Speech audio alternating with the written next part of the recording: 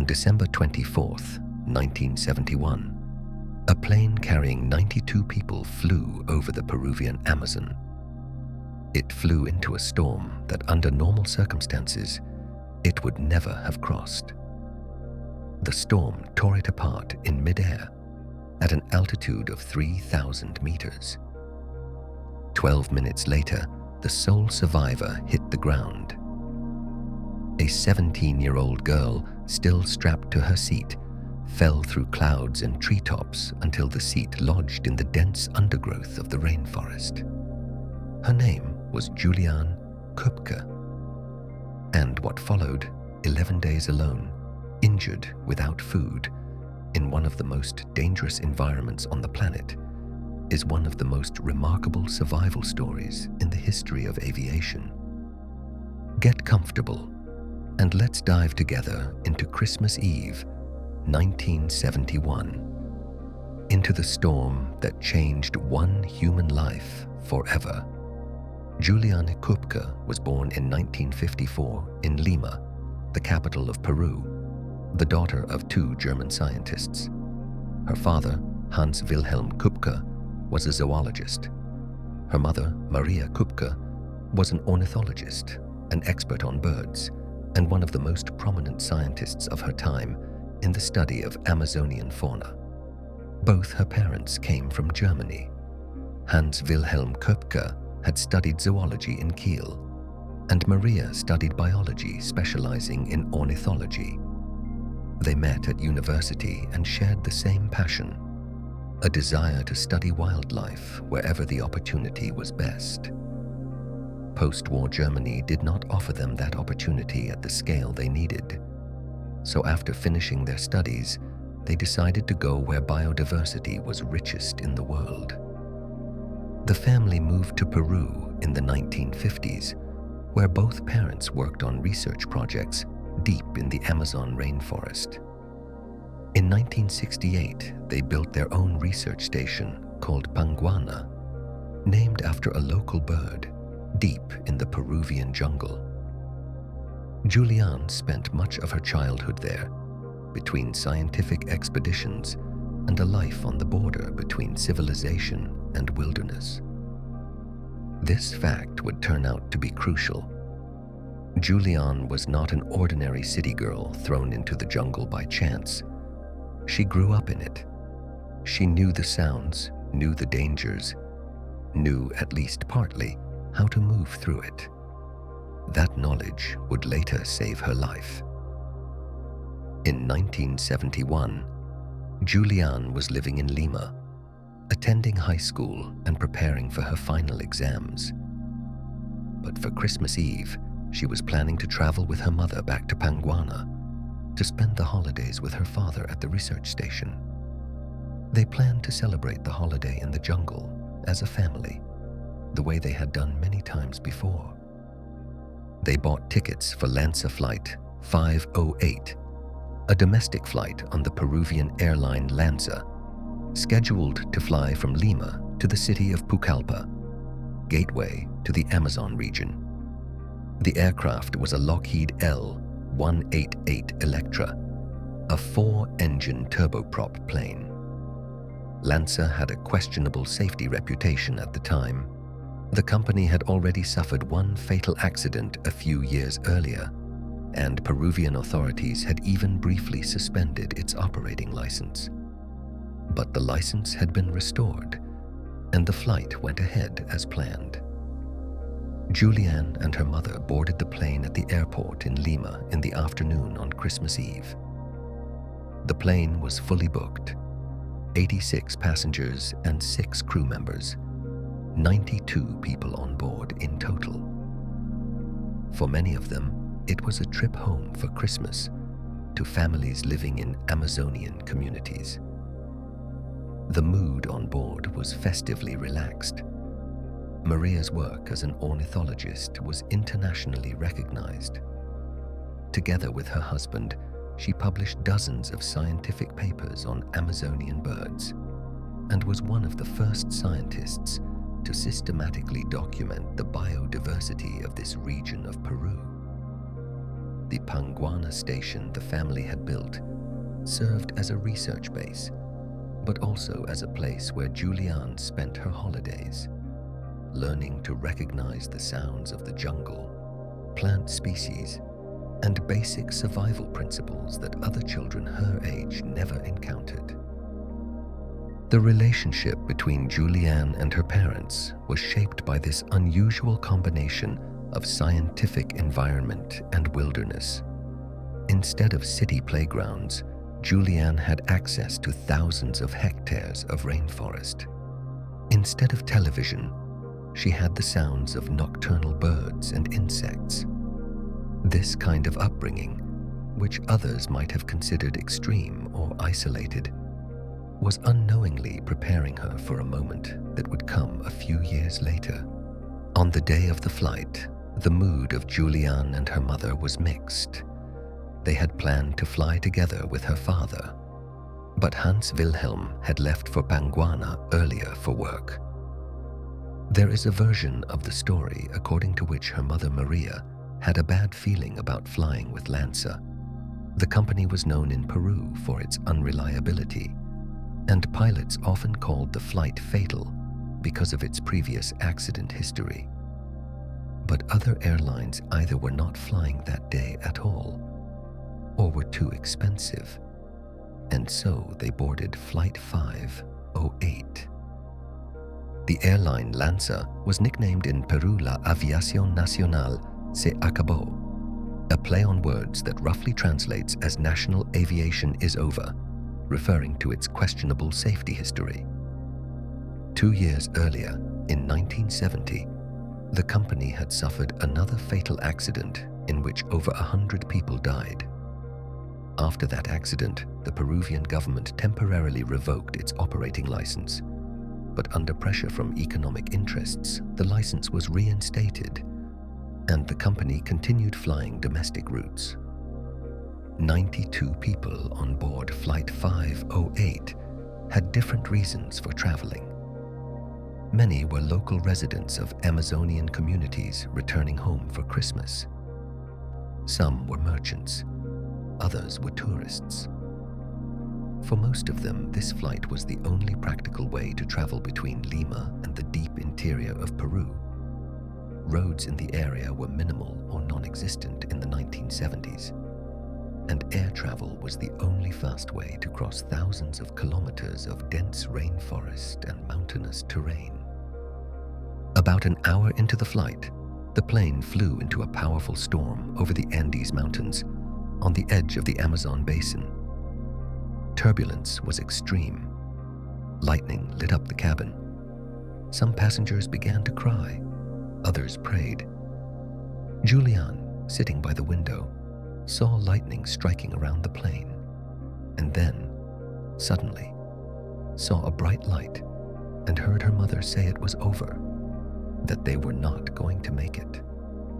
At that moment, the plane's right wing was struck by lightning, or broke off due to extreme turbulence. The exact mechanism was never fully confirmed, but the outcome was the same. The plane broke apart in mid-air at an altitude of approximately 3,000 meters above the Amazon rainforest. Julianne was still strapped into her seat at that moment. She felt the fuselage opening up, felt her seat separating from the rest of the structure, and suddenly she was falling freely through the air, spinning, with no plane around her anymore. She later described that moment by saying she stopped hearing any engine noise at all, just silence and the whistling of the wind. The fall lasted, according to later estimates, several minutes.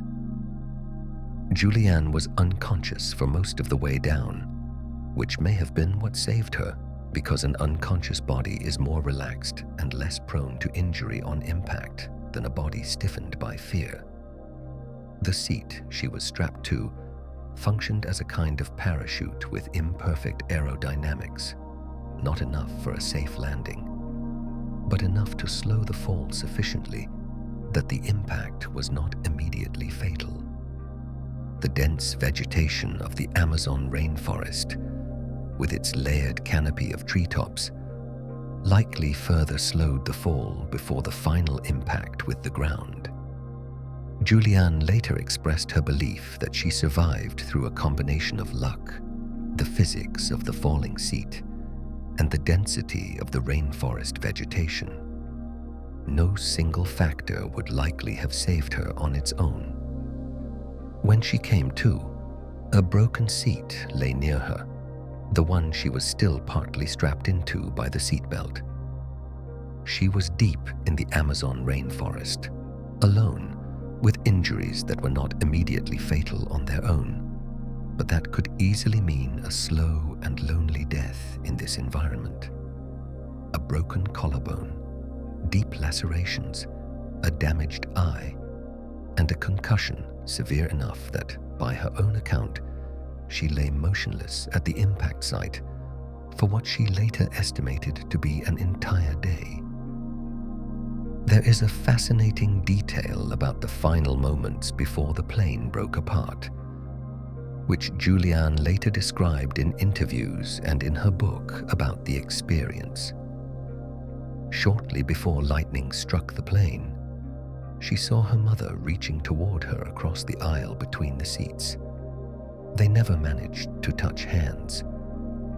At that moment came a deafening crack, and the plane broke apart. That moment, the outstretched hand that never made contact became one of the most cited details of the entire story, used even in the documentary about Julianne, made by German director Werner Herzog. The mechanism of the plane's breakup was later analyzed by aviation experts. Lancer Flight 508 flew through an area of storm activity that experienced pilots would normally have avoided.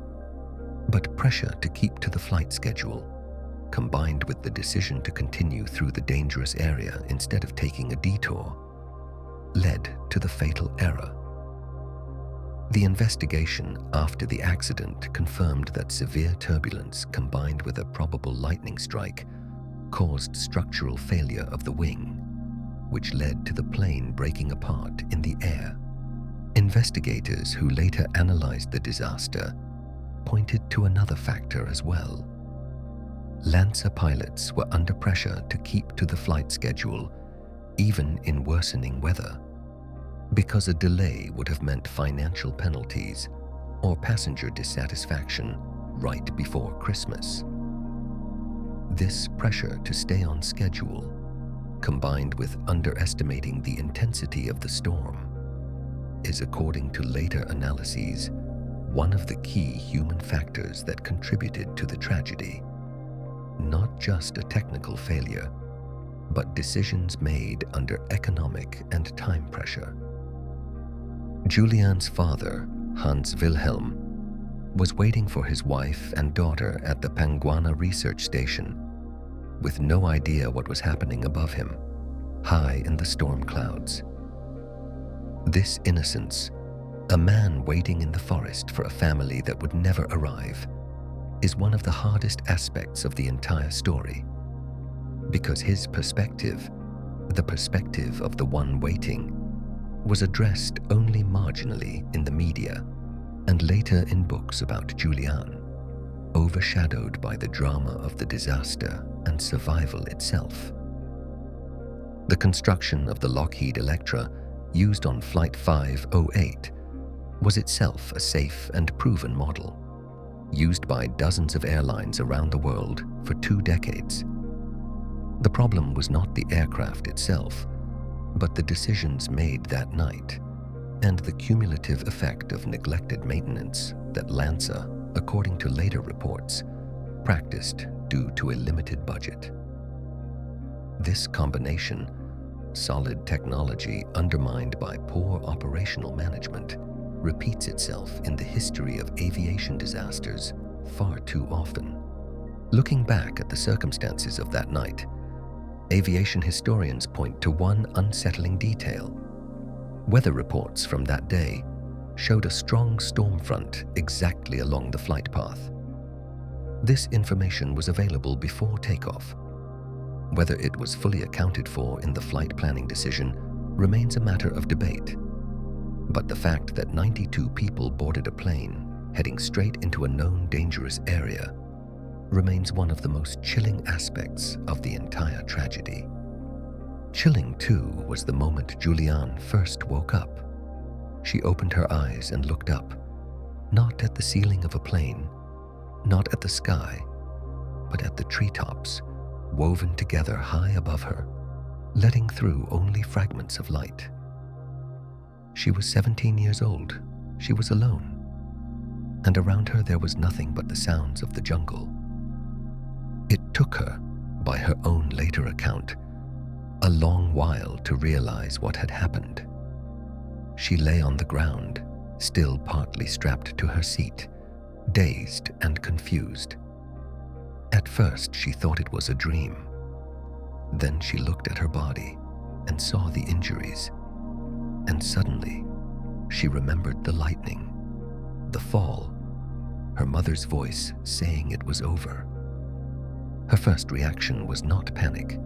It was an instinct built into her by an entire childhood spent in this environment. She called out for her mother. Nobody answered. She called again, louder, into the empty forest. Silence. She looked around. No wreckage, no other people. Just her, a broken seat, and walls of green all around. A critical moment came when she first examined her injuries. A broken collarbone, a deep cut on her leg, her right eye swollen so badly she could barely see, a concussion causing dizziness and blurred vision. And yet, none of her injuries were severe enough to prevent her from moving. She was shaken, injured, but not paralyzed. She could walk. The decision she made in the following hours would prove crucial to her survival. Instead of waiting where she had landed, she decided to look for water. She remembered a basic rule her parents had instilled in her during the years spent in the jungle. If you get lost, find a stream or a river and follow it downstream, because waterways always eventually lead to human settlement. The first visitors who might have found Julianne were not human. They were vultures and other jungle creatures gathering at places where they expected to find bodies.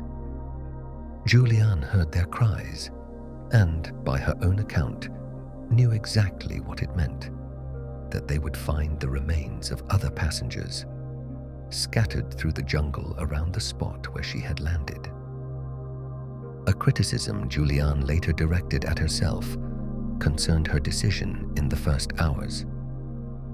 She regretted not searching more actively for other survivors, deciding too quickly to focus only on her own survival. But given the injuries, the shock, and the complete disorientation she was experiencing, her decision to focus her energy on finding water and a way out of the jungle was probably what saved her life. The psychological aspect of those first hours was, according to later expert analysis, just as important as her physical condition. The shock of the fall, the loss of her mother, total isolation. In most people, this would lead to panic or complete passivity. Julianne, though, thanks to an upbringing that taught her to both fear and respect the jungle at the same time, managed to process the shock functionally. Psychologists who later studied her case cited her as an example of what is called a functional traumatic response, the ability to act rationally even under extreme stress, rather than collapse. The 11 days that followed became one of the most thoroughly documented survival stories in modern history, largely because Julianne herself later described them in books and interviews with the precision of the scientist she would eventually become. She spent the first day searching for a small stream, which she eventually found and decided to follow downstream. She was wearing only a summer dress and a single sandal. She had lost the other one in the fall. No food, no water, except what was in the stream. No tools. The only things she had were her knowledge of the jungle and an unrelenting will to survive. On the second and third days, she made her way along the stream, which gradually widened into a larger waterway. Hunger was becoming intense, but Julianne remembered her father teaching her that in the jungle, it was riskier to try unfamiliar fruits or plants than to stay hungry a little longer. She ate almost nothing for the entire 11 days. Just a few things she was certain were safe. The water itself presented a different kind of danger. Amazonian rivers and streams are home to many dangerous creatures, including piranhas and, perhaps even more feared, small catfish called candiru, about which legends circulated that they could enter the human body. Julianne, familiar with these dangers from childhood, moved carefully but did not stop.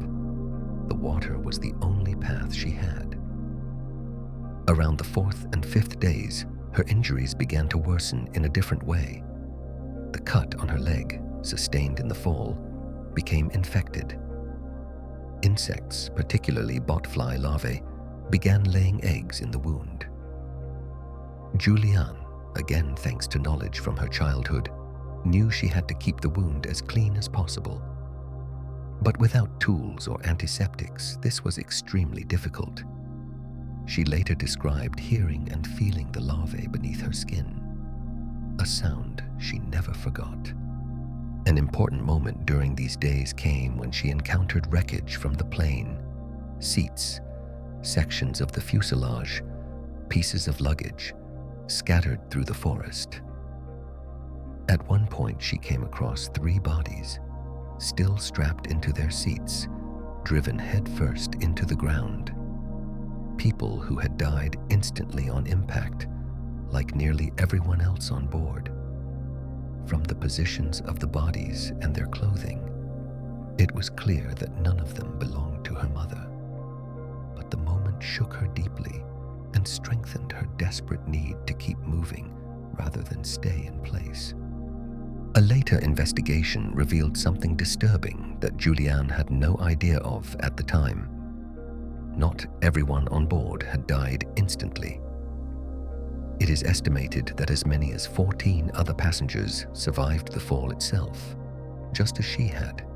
But unlike Julianne, they lacked the strength or the opportunity to find a way out of the jungle and gradually succumbed to their injuries. Among them was likely her own mother, who, according to later estimates, survived the fall by several days, but died before rescue teams found her. On the 6th day, sun exposure added to her physical suffering. The summer dress she was wearing offered only minimal protection, and the skin on exposed areas burned and blistered. The combination of burns, an infected wound, and exhaustion could easily have led a less determined person to simply give up and stay where they were. Julianne kept going, step by step, following the one rule she had left: follow the water.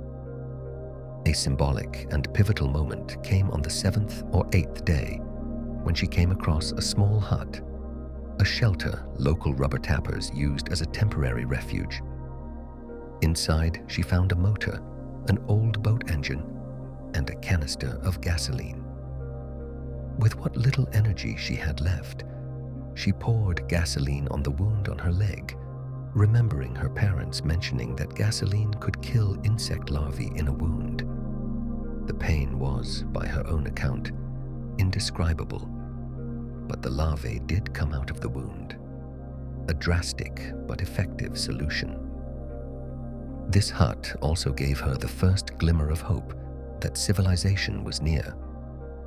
She spent the night there, the first relatively safe place to rest after days of sleeping on the ground, exposed to rain, insects, and the risk of wild animals. she decided to wait an extra day, hoping the hut's owners would return. But when nobody showed up, she continued on downstream. The 9th and 10th days were the worst. Exhaustion, infection, hunger, and increasing weakness nearly broke her. At one point, she remembered thinking about giving up, about simply staying where she was and waiting for death. But then she remembered her father, waiting for her at Panguana, and the fact that he would never know what had happened to her if she did not make it home. That thought gave her the strength to keep going.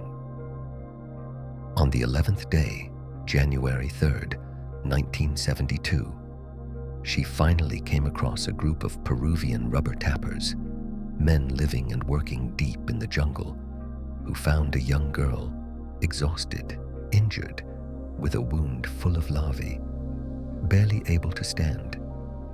At first, they thought she was some kind of mythical figure, a Yara, water spirit from local legend, given her appearance and the circumstances in which she appeared. But they quickly understood she was a real girl who needed help. The men gave her first aid as best they could, cleaned the wound, and took her by boat further down the river to a smaller settlement, from where she was flown to the city of Pucallpa, the very city she had originally been flying to. There she was immediately hospitalized, underwent surgery to clean the infected wound, and began recovering from the physical and psychological trauma of 11 days in the jungle. The local rubber tappers who eventually found her belonged to a group of men living in isolation deep in the jungle for months at a time, collecting rubber from trees and living off what the forest provided. For them, finding an exhausted, injured girl was as shocking as it was, for Julianne herself, a relief to have finally found people. One of the men, recalling that day later, described how at first he did not believe his own eyes. He thought he was seeing a ghost, not a living person. News of her survival spread quickly across Peru and later around the world. Of the 92 people aboard Lanza Flight 508, she was the only one who survived. It was miraculous in the most literal sense of the word. A fall from a plane torn apart in midair at an altitude of 3 kilometers that nobody else survived, followed by 11 days alone in one of the most dangerous environments on Earth. Her mother's body was not found until January 12th, 1972, deep in the jungle. After the wreckage and the surrounding area had been searched by rescue teams with Julianne's help, she had shown them exactly where and how she had moved through the jungle.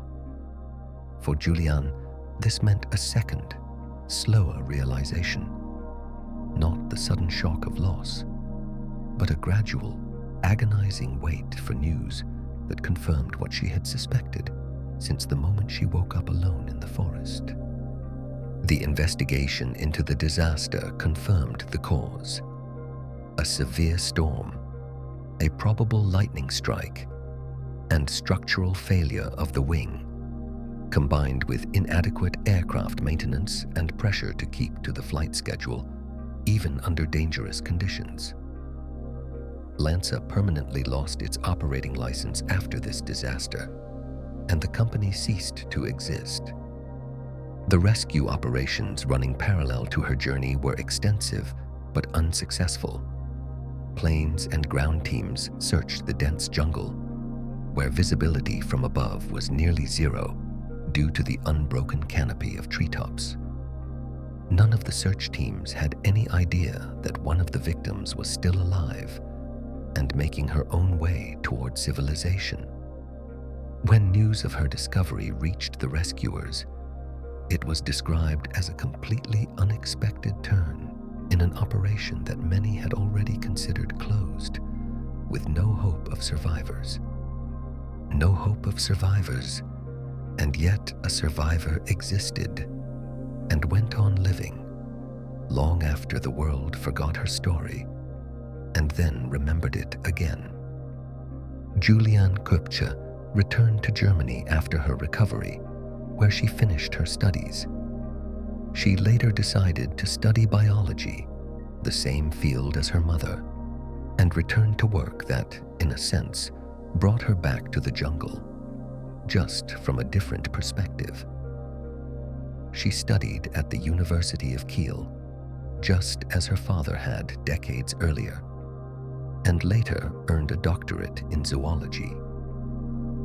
In 1989, Juliane returned to Peru and visited the site where her flight had crashed for the first time since that tragic night. The trip was part of filming the documentary Wings of Hope, made about her story by German director Werner Herzog. Herzog had a personal connection to the subject. He had nearly boarded the very same Lancer flight 508, but his reservation was cancelled for administrative reasons. Wings of Hope, Herzog's documentary from 2000, combined interviews with Juliane with recreated scenes and archival footage, and became one of the most acclaimed documentaries about aviation disasters and wilderness survival. In the film, Herzog himself admitted that his fascination with the story was personal. His own near experience with Lancer Flight 508 gave him the feeling he was telling a story that could have happened to him too. Returning to the crash site was emotionally extremely difficult for Juliane. She stood once again in the jungle where she had lost her mother and fought for her own life, this time with cameras, microphones, and a film crew around her. She described the return as necessary, despite the pain it brought her, a way to finally close a chapter that had shaped the rest of her life. Today, Juliane Köpke is a respected scientist specializing in bats, living partly in Germany, partly still engaged in research work connected to Southeast Asia and Latin America.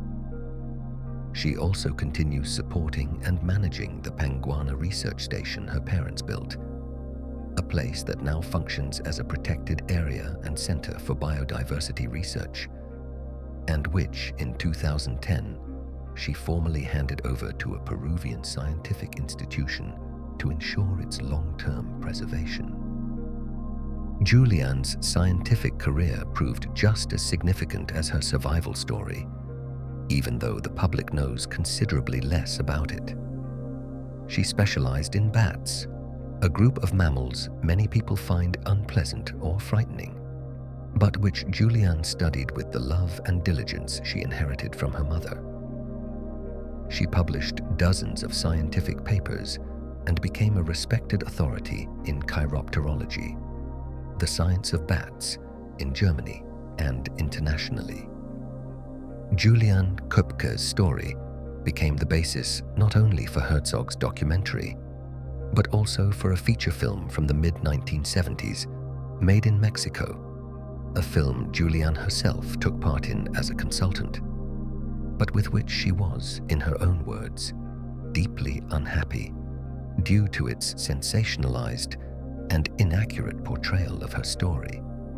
Media interest in Juliane never fully faded in the 1990s and 2000s, and she herself had to find a balance between sharing her story, which she considered important, especially for educating people about aviation safety practices and respect for nature, and protecting her privacy as a scientist and a private person.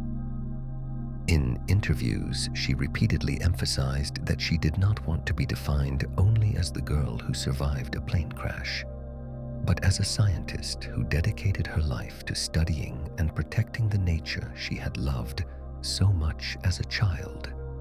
Beneath the commonly known facts about her story lie details that rarely make it into the standard telling. A lesser-known fact is that in the book Juliane wrote about her experience published in 2011 under the title "When I Fell from the Sky." She described in detail the psychological aftermath of the tragedy, which lasted decades. After returning to civilization, she suffered for a long time from guilt over having survived while 91 other people aboard died. This feeling, today known as survivor's guilt, stayed with her deep into adulthood, and only over the years, through therapy and her own scientific work, was she able to partially come to terms with it. There is also a less discussed detail concerning her mother's last words. According to Julianne, her mother, in the final moments before the plane broke apart, said it was over. Words Julianne has carried ever since as her last direct memory of her mother's voice. This memory, in her own words, was at once the hardest and the most precious thing she took from that night. An interesting and lesser-known fact is that the Lancer Flight 508 crash led to significant changes in safety regulations for passengers seated near windows in turbulent areas, and contributed to broader discussions about the need for stricter regulation of meteorological protocols for flights through tropical storm regions. These changes, although implemented gradually and not unambiguously attributable to this single case, are part of a broader context of improving civil aviation safety in Latin America in the 1970s and 1980s. The Panguana Station today functions as an internationally recognized center for biological research, where scientists from around the world work each year documenting plant and animal species in an area that, without her parents' decision to move to Peru, would likely never have been discovered. Julianne directly carried on her parents' legacy, supporting the station financially and organizationally for many years before formally handing it over to a Peruvian institution to secure its future beyond her own lifetime.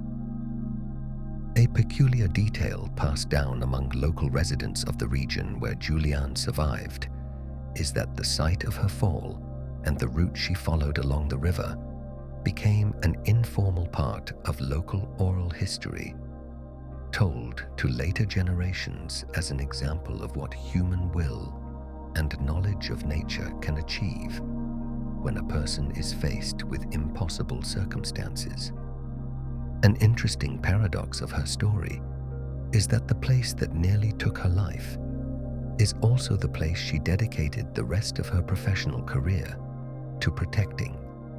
Panguana, her parents' station, is today officially a protected nature reserve under Peruvian law, and the scientists who work there continue documenting species that would otherwise remain undiscovered in a region increasingly threatened by deforestation and logging elsewhere in the Amazon.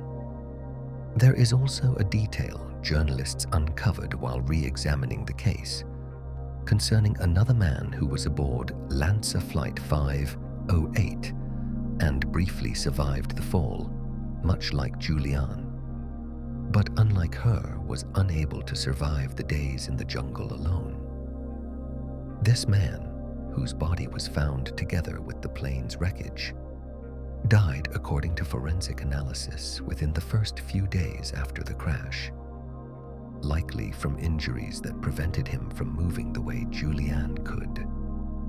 This detail adds another dimension to her story.